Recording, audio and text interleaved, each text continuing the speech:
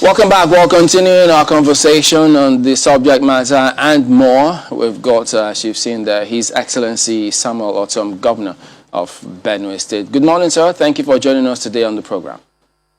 Thank you very much, Chamberlain. I appreciate. Good morning, viewers.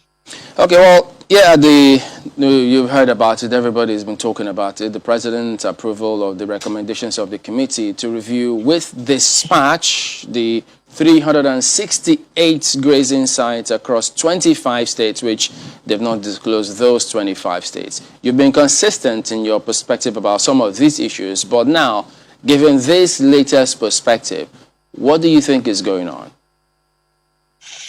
Thank you very much, Chamberlain. I want to say that I'm disappointed with the presidency. One, we expect that we're in a democratic governance, and the presidency would have understood this. Some weeks ago, Mr. President challenged Nigerians that whether he is not ruling this country according to rule of law. And I came up swiftly and said that, Mr. President, if some people are deceiving you, let me tell you the fact on ground.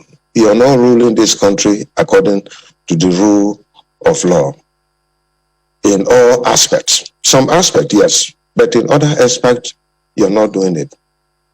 And here we are. Let me tell you, is Mr. President not having an Attorney General to advise him on what the law says about land administration? Everybody knows. I'm not a lawyer, and I must not be a lawyer to know what land administration in Nigeria is, because there is the Land Use Act enshrined in the Constitution of the Federal Republic of Nigeria. And it amazes me for Mr. President to come out to say that he will revive obsolete grazing reserves and grazing routes. Where are you going to have that? I have had personal conversation with our president, and I've had personal conversation with Mr. President handlers. And I have said, look, when we had grazing routes and grazing reserves, what was the total population of Nigeria? Less than 40 million. This was when it was initiated. But then it was as a result of the laws governing northern Nigeria. Today, as I talk to you, we're over 200 million people. So how do you expect the same thing? The land that used to exist have not increased. It is the same 923,000 square kilometers that we had, but even less because of the ceding of Bakassi to other parts, to the Cameroons. Now, you are talking about in 2021, you're saying that open grazing should supersede every other activities of government, whether it is schools, settlements of our people, roads construction, and other markets and other activities of human beings. Then I begin to wonder, how are we going to achieve this? So if Mr. President respects the law, the Land Use Act gives the governors the power to preside over land administration on behalf of the people that they govern. And so that is where we are. It's amazing, and I'm surprised to hear this coming from Mr. President, as if he doesn't have an Attorney General, as if he doesn't have lawyers around him to advise him. I think Mr. President was misquoted, or he did it out of error, and he should come out and apologize to Nigerians, because there is no basis whatsoever for this to be going on when we know we have a constitution and the laws that are available. The point is very simple. We have National Economic Council. This is Mr. President's council, inaugurated by him and chaired by the Vice President of the Federal Republic of Nigeria. The 36 governors and some key ministers, including Minister of Federal Capital Territory, are members of this council. We saw this coming, and we sat down and said, how can we resolve this? The entire council came out with a resolution and let us establish a committee that will go around and assess the situation and come back with recommendations that will help curb these problems that we have in Nigeria today. The committee did this work. They came to Benue State. All the stakeholders were invited and they participated. And it was resolved at the end of the day, after visiting several states, that ranching should be adopted. But where states that have enough land to do open grazing, they should do it. If they want ruga, they should do it. If they want cattle colony, they should do it. If they want open grazing, whatever they want, they should do it. But state by state case should be respected based on their peculiarities. And this is what we came out with. And the policy was adopted by National Economic Council. But Mr. President chose not to implement the resolution of this council. But rather, you hear about ruga, you hear about cattle colony, you hear about open grazing and all that. And if today in Nigeria, the whole country, whether south and north, majority of the states in the north, not all, have accepted that ranching should be adopted because of the challenge we have in security and all that. Because if you like it or not, today banditry, kidnappings, armed robbery, and so on is associated with open grazing. And the entire state, majority of it, which it means democracy, it must not be everybody. We have accepted that ranching should be adopted as a model to help curb insecurity, to help curb the problem of farmers and herders and all that. And if Mr. President, with all the array of very responsible people around him, will not advise him, and he will come out with a statement that he is reviving open grazing and also reviving cattle routes and grazing areas. Then it amazes me. I'm surprised. Are we in a banana republic?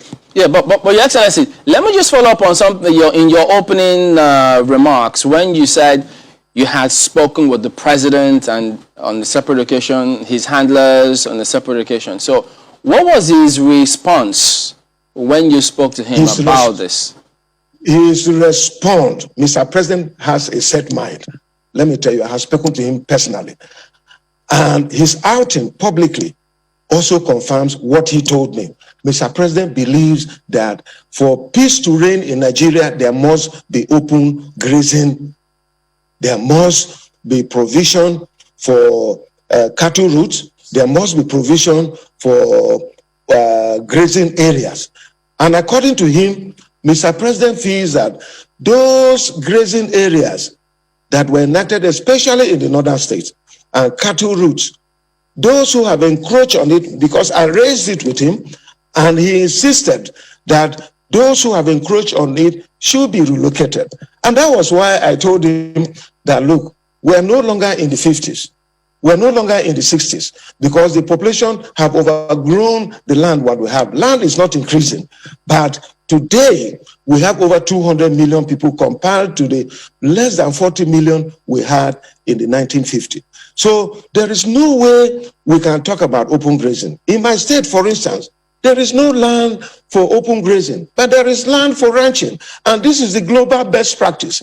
If we accept this problem will be over. And that is why most of my colleagues, in fact, the entire of my colleagues, irrespective of their party affiliation from the South, accepted that, look, the way to go, it is ranching. Most of the states in the North have also accepted that, look, the way to go, it is ranching. And I have recommended to Mr. President and his handlers that, look, just like we subsidize agriculture, and provide subsidy for fertilizer and all that, we can do the same thing for herdsmen, because ranching, it can be a little bit expensive compelled to open grazing. So we can actually help our herders by ensuring that we have subsidy for in terms of water we provide, because their capital takes a lot of water, in terms of fees that we provide. And we can devise several other ways. And I can assure you, I'm a farmer, and I know the challenges that we're talking about. I have a ranch, and I know the problems accompanying this. But at the same time, I know the potentials that we have. This is another way that we can provide millions of opportunities, millions of jobs, and also empower our people who, for now, when they cultivate rice and harvest the straw or soya beans, when they harvest the straw and all that is wasted and it is burnt. This can be turned into feeds. That is what I use in my ranch. And I've been saying that we can do all this. But Mr. President doesn't believe that. So I was not too surprised, but I was disappointed that after the entire country is talking about ranching. You have heard what Raji said, and many other responsible Nigerians who want this to be solved. But because I think Mr. President is pushing me to think that what they say about him, that he has a hidden agenda in this country, it is true, because it is very clear that he wants to Fulanize. But he is not the first person who was Fulani president. Shagari was Fulani president. Yaradua was Fulani president. They were the best president in the history. But President Buhari is the worst president when it comes to issues of security and keeping his promises. Go back and check in 2015. What did he say?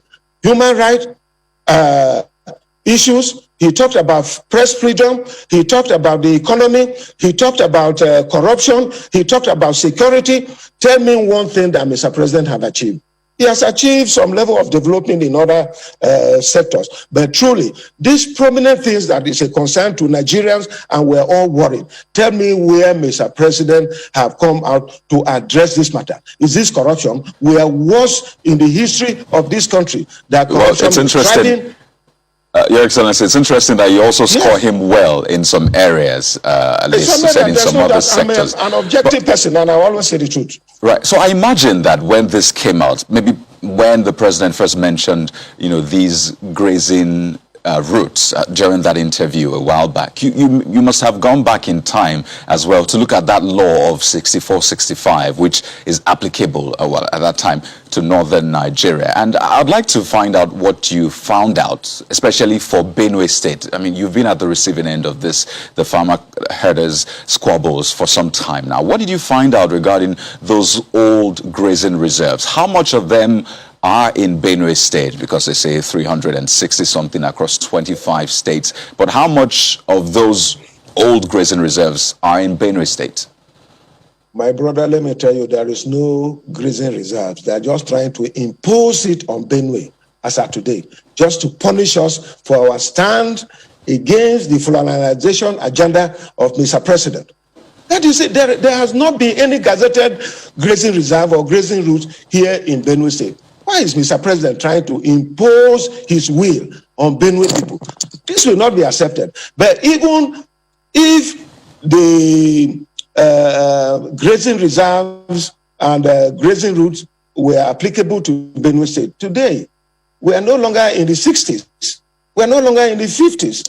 And there is an act regulating land administration in Nigeria, which gives the governors powers to preside over land. There is no politics. It is not Mr. President. This is a federation. Mr. President has his own responsibility, and we have our own. What we do is to complement each other. If federal government wants land, as I talk to you, and I have been given to them, they will apply. From me, in Benue State here, all the federal government agencies who apply for land, we give them. But it is through the land administration in Benue State. So that law, it is no longer applicable to Benue State. It is no longer applicable to other parts of Nigeria. And I think that Mr. President is wrong. And that is why I say that the lawyers around him, very senior lawyers, very responsible people. Why can't they advise Mr. President that what you're saying is wrong? They should be able to advise him before this thing happens, because it's contradictory. Let me tell you, even Mr. President accepts ranching. Or is it because he comes from Katsina State that he can give 6.5 billion naira for ranching and come back to say that other states must do open grazing? And you also heard the governor of Katsina State who said that open grazing is un-Islamic. Katsina State is predominantly an Islamic state. And he said that open grazing is un-Islamic. So is the Bible. In Exodus, the Bible bans open grazing. That is even before we came here. And so if Mr. President decides to go and give 6.5 million to Katsina and then abandon us, who started this project in 2016, even in the National Livestock Transformation Program, which we were all part of it, 36 governors and all of us did it, and Benue State was a champion of ranching in this wise. Mr. President have not cared to even put Benue on the map of the 7 pilot states that are designated to be do ranching in Nigeria. So you begin to look at this level of injustice, unfairness, and inequity against us. Is it because we have stood against his colonization agenda? Mr. President, when he came in 2015, he said that he wants to be president for the entire country. He will be for nobody, but for everybody. But today, Mr. President has shown that he's a president for Fulani people and not for Nigerians. And that is why we're worried, and we have decided to voice out. Whether it is with the last pint of our blood, we are giving up, because at any given point, we must sacrifice. And at my age, I have no reason to be afraid of anybody or say the truth. The Bible says that you shall know the truth, and the truth will set you free. Whether they like it or not, this is where some of us stand, because we believe that this country belongs to all of us. Look at my cap. Anywhere I have been, I have portrayed the image of this country. Look at Nigerians' colors there and Benue colors. They are here. And so I believe in the unity of this country. And I cannot allow someone to destroy this country for no reason. All right, Your Excellency, we'll continue this conversation when we return from this break in just a moment. Please stay with us.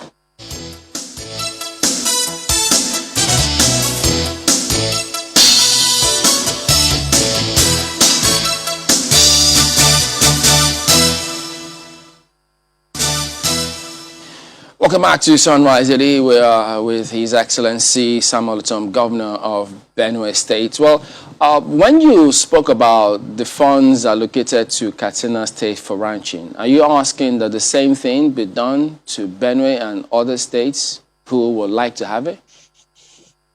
Thank you very much. Whatever is good for the goods is good for the gender. That is the point. Mr. President is President of the Federal Republic of Nigeria, and he cannot restrict himself to Katsina, where he comes from, alone. He must reach out to other states, especially states that are prepared for ranching. That is what he would have done, and that is what I'm saying, that every state in Nigeria that wants to do ranching, like the entire southern states, should also be supported with any support from the federal government.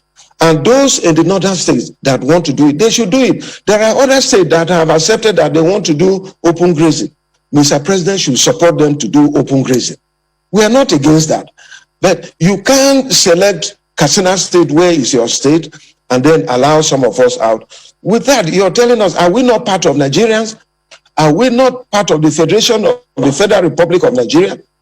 So this is the point that we are making. And I feel so sad that Mr. President have chosen to do this. We voted him in 2015 as a man with integrity, as a man who has the capacity to look over the affairs of the entire country, not just his own home state. and not just his Fulani kinsmen. There are no doubt, there are good Fulani men in this country. It will be a logical fallacy for me to say that all Fulani men are bad in this country. There are very responsible, like I've said, Shagari was a Fulani man, Yaradua was a Fulani man, but look at what they did. But Nigeria have never been divided in this manner. All that you hear Mr. President say is that what Jonathan did in 2015 and so on. And that was why the people of this country changed Jonathan and changed the PDP and gave APC mandate to fix Nigeria. But look, you heard what the former CBM governor and also former emir of Kano, you heard what he said. Nigeria in these 6 years have been taken back 20 years back. So we are back. We're not progressing. We have retrograded back 20 years as far as we're concerned in this country. And that is where we are. And it's amazing me for those who keep quiet. I want to let them know that the day of reckoning is coming when nobody will have a place to run. It is our right, it is our duty to call Mr. President to order that where he's taking this country is not correct. And that is why I commended him when he sought from Nigerians that, look, is he now governing the country well? Is he not governing the country according to the rules of the law? Is he not governing the country based on the Constitution of the Federal Republic of Nigeria? I came out the following day and swiftly told him that, Mr. President, if anybody tells you that you're governing the country according to the Constitution of the Federal Republic of Nigeria, they are telling you lies. They are just sycophants and mediocres trying to make from you. Otherwise, look at the Federal Character Commission. Are we saying that the appointments at the federal level, is it what represents federal character in this country? Is it on nepotism that is going on? Look at everything. And Mr. President seems to keep a blind eye, and people keep quiet. They don't want to say it. But for some of us, we have given ourselves that whatever happens, for speaking the truth, let it come. I'm not just a Christian. I'm a born-again Christian. And we believe in the Bible. We believe that other religions should also live. That is why you have not had any religious crisis here in Benue State. Because whether you want to be a Christian, you want to be an Islamic scholar, or you want to practice Islam, you want to practice paganism, you want to practice native religion, you're free to do that. But others are free to do that. But where people are just trying to coerce us, look at the attacks. As I talk to you, how can I be a happy man when I have over 1.5 million IDPs every day crying, staying in the rain? What have Mr. President done as the president of this country? I feel pain, and I feel so sad that we're really disappointed here in Benue State, and all that they do is to insult me when I say the truth and try to advise Mr. President. They stop me from even visiting Mr. President. That they provide funds for other states to solve their basic problems. I came here in Benue State. I had arrears of over 70 billion, and I told Mr. President, I wrote to him, 28 billion was allocated as bailout funds, which we are still paying. And I tell you, other states had the same thing. But now Mr. President has chosen to give it to other states that are APC with him. No wonder a former chairman said that when you're APC, your sins are forgiven and everything will go right. Is the president a president for APC or for Nigerians? So these are the issues. Well, and Governor, quite a lot of them you have raised indeed. And, you know, it's quite important, especially when you talk about that religious freedom. And I think that's the way to go clearly, especially because we've seen what this can do. But it's like we've been here before, really, because you talked about we've gone back 20 years. And I recall that time as well, there was the first National Livestock Development Project, the FNLD, now it's NLTP. And at that time, the federal government gave 50% of the funds, states contributed 25%, and the World Bank gave 25%. That was at that time. And now that you're saying, well, you're open to having... Oh, yes. So now that you're saying your state is open to getting some sort of seed fund like Katsina State got as well, in what way would it work? If the federal government is given, how much stakes, how much say will the federal government also have in how the business is run?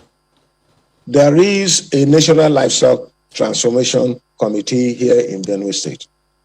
And we leave room. And we're not just talking about ranching cows. We're talking about ranching pigs. And in any case, I'm a chief man from Benue State.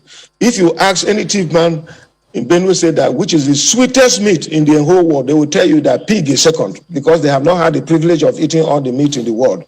So we are also ranching pig here in Benue State and other forms of livestock and even poultry. We're doing it. So in the document of the National Livestock Transformation Plan, we captured all this into it, and we are ready to key into it. The government was supposed to give us some seed funds. So they now gave it to Katsina State and left some of us who were champion of this ranching out. And that is why we're not happy about it. We are ready at our own end. Even now, if you come to Benue State, you can see a number of ranching here and there and all that. Well, all this narrative that they try to insult that Ortom sent Fulanis away. Some Fulani men are my best friends as I talk to you. And nothing like that has been. We have not sent any Fulani man or Hausa or Yoruba or Igbo man away from here. If you want to do livestock business, the only thing we say is that obey the laws of the land. And we'll be home with you. We have no land for open grazing, but we have land for ranching. If you want, apply. And there we are going to give you. Benue State is a peaceful place for all. But as I talk to you every day, because of the body language of Mr. President, Mayatiala have continued to sponsor terrorists and bandits and killers into Benue State, and they have been killing our people. But recently I spoke to my people, and they told me whether it will require Mr. President, especially when he made that pronouncement about open grazing.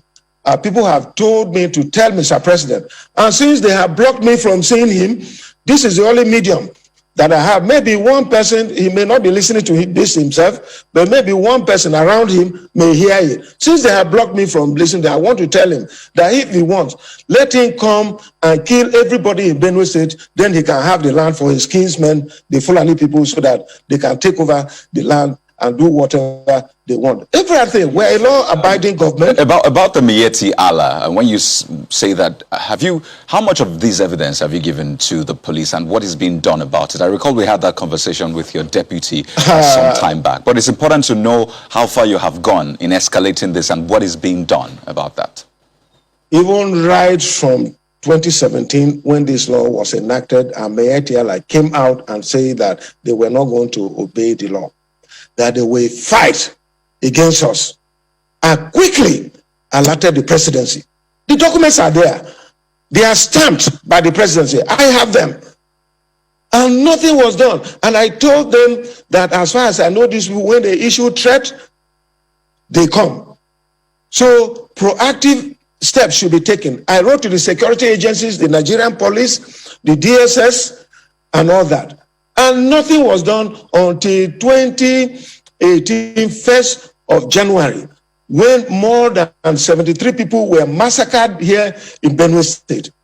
And I still went to Mr. President, and all that I heard from him was to tell me that I should go and learn and tell my people to learn to live with their neighbors. Neighbors with AK-47 who come and kill our people, rape our women, rape our children, destroy our ancestral homes, and tell us that we cannot do anything. They are in power.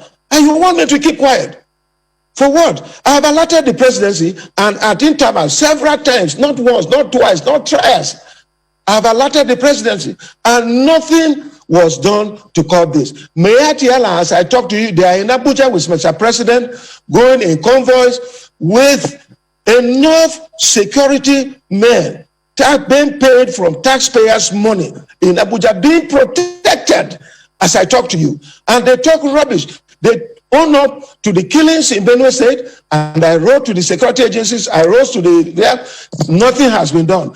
They even attempted assassination on my life, and their wing called Fulani Nationality Movement, who said they were going to take over this country by force because Nigeria belongs to them. that Excellency, they have no other country other than Nigeria. The police, eventually decided they were investigating that matter. They sent certain people, the army put up posts about that. What is the latest information about that from the investigations being carried out?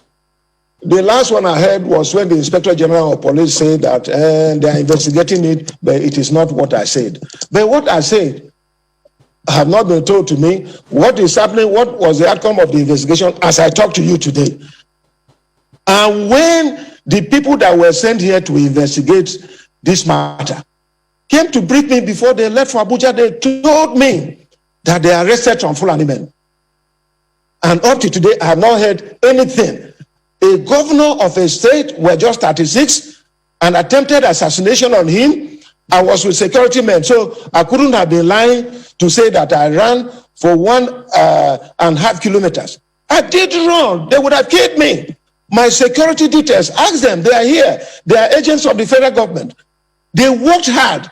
They chased those people out and had to pull me aside, and I ran for 1 hour, for 1.5 kilometers. Those who say that Ortom was lying, a 60-year-old man cannot run. I tell him, I keep myself fit, and I can run for even 3 kilometers, and so on. But up to today, as I talk to you, I have not heard any report from the security agencies as to whether they are prosecuting these people or as to whether the number of people, their identity and all that. But the people that came to me here before they left for Abuja told me it was Fulani men. And they claimed that some natives were also involved. The majority of the people, 12 of them were Fulani men. That was the brief I got here. And since then, I have not had anything outside what the Inspector General of Police said in the villa when he visited, that they are investigating. It is all, how long does it take to investigate? It is said that justice delayed is justice denied. You've spoken about several people around the president, because if you look at that committee, there are governors there. There are people from Ministry of Justice, Surveyor General's office. But about some of these matters... Minister of Agric too. Inclusive, yes. But the Nigeria Governors Forum, very strong pressure group, if not the strongest pressure group in this country if they want to be. They can take a position, they can put up positions on certain things. Do you think they should equally speak up on this? I mean, they may have previously, but given the way the things are now, with this fresh perspective, should they be speaking strongly on the matter? I tell you the truth, the Nigerian Governors Forum, I have made my position known to the Governors Forum, but I'm just one governor out of 36. And I think for the virtue of the fact that the southern governors, out of the 17 governors in the south, it includes our own chairman. He was there when a resolution was made and reached out to the entire nation by the chairman, the governor of Edo State. They resolved that this is what should happen. But instead of getting commendation, you can imagine the castigation that was meted out to the governor of Edo State and the southern governors. And where our Attorney General, I think that he was misquoted, but he would have denied it. I like giving people opportunity to own things for themselves. He said that what the southern governors did was as good that the northern governors should also meet and say that there shouldn't be sale of spare parts in the north. What relationship have this thing we're discussing with the matter of spare parts? That I don't know. So I think the position is known. And as I said, most of the governors in the north have spoken. But I think that the challenge we have here is that most people are afraid to confront this matter because of the fear of EFCC and so on. So they are afraid to come. But I tell you, what corruption are they fighting? Let me say, I've always said that if they want, they can come here in Benue State and do whatever they want. But posterity will judge them. But I think that this is the problem that is happening. Most people are afraid when you speak the truth as it is, EFCC will come after you. Even the young man who is the AFC chairman, I believe he has the zeal when he came in and all the things that they say he wants to work. But he's being frustrated as I talk to you today. You know?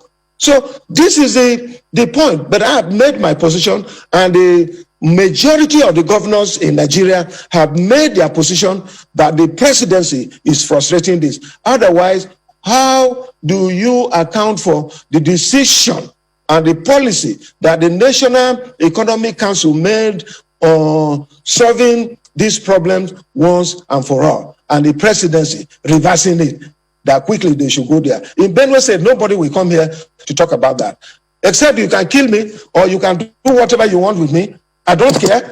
But as long as I have the mandate of my people, I still remain committed to working with them. And I want to say this to the presidency, that they will not remain there forever. Goodluck was not there forever. Obasanjo was not there forever. Abacha was not there forever. One day, when God decides, they will see the result of it. But this kind of deceit and lies and frustration that we're getting from this kind of government should not be accepted. This is not right. And I think that Nigerians, we own this country as a people. They should rise up and speak. This thing, they are protecting themselves. I borrow words from my friend Dillon Malai. If you talk, you die. If you don't talk, you also die. So why should we keep quiet? Just speak the truth and let it be known and let it be on record. If I die today, let it be on record that I believe in a cause, I fought for it, and I stand for it, and there I remain. And because I love our country, Nigeria. Well, Your Excellency, you were accused of arming forest guards against the law, and then they said you wanted to use them as private concern. Different perspectives have come forward, have been put out there about what you're doing with the private guards. Could you tell us what is going on? Are you arming them at the moment? Thank you very much for asking me to clarify this matter. This is one of the narratives that the presidency will set out to blackmail me. Ask anybody in Benue State, since my assumption of office in 2015, whether I have a single talk less of arming private guards. That has never happened. Even Mr. President, in one of our meetings, he accused me for arming 6,000 militia in 2016. Where are the militia? Have any security man apprehended any of my militia? Just like they did to Eastern Security Network and did to Igboho. And that is what we keep saying. If you did that to Igboho and did that to Kanu and did that to Eastern Security Network, why can't you do it to Fulani herdsmen? Yesterday, I was listening in this medium, and I was told that 15 of our kidnapped children in Kaduna were released, remaining 68. Can you imagine, for months? Take it, Chamberlain. If this was one of your own son or daughter, well, and I'm sure the way these people behave, they have raped those girls, small girls that were coming out of school. This is the pace we have. So they leave the main thing and begin to chase shadows. Where is one militia owned by Ortom that have been arrested? The livestock guard are a creation of the law of Benue State prohibiting open grazing. And they have a dual responsibility to protect herders. If you ranch your cattle here and anybody comes to Russell, the person will be arrested by this livestock guard and in collaboration with the security agencies, and the person will be prosecuted. And if you bring open grazing in Benue State, you'll be arrested and prosecuted. And that is what we're doing. We believe in the rule of law. I don't believe in lawlessness. I believe in the rule of law. So there is no single militia group that is sponsored by me. Even talks in the state, they used to exist. Even when you go to build a house, they will come after you. Come to Benue State now. Anything you want to do here, develop, nothing will happen to you. So it is a lie from the presidency to try to change the narrative and to turn away the actual thing that is happening away from the people. Why do they accuse you and some politicians in Benue of associating with Ghana, as it were? Ghana, when I came in 2015, I made it public. It was in the State Security Council that we decided to grant amnesty to Ghana. And that was granted. He returned some weapons. And several of them, him alone, returned over 78 rifles. Ghana alone, and several other criminals brought weapons. We accepted this and supported them. I even provided means of livelihood to him and his cause. This was going on. But very soon we discovered that he was using the opportunity we granted to him and committing crimes. So we revoked the amnesty that we granted to him. What else would I have done? When I came in, I said that we're going to use stick and carrot approach. The carrot approach was to grant amnesty, which was approved by my Benue State Security Council. And this we carried out. But as soon as we discovered that he was going contrary to the provisions of the amnesty we granted to him, we decided to revoke it. And then he went into hiding. And I gave active support. Asked the Abakari group, asked the DSS group, asked the army, asked all the security agencies, the civil defense and all that. I actively supported them to apprehend Ghana, you know. And that was what was going on. I never played around with him. I don't condone. I told you I'm a born-again Christian.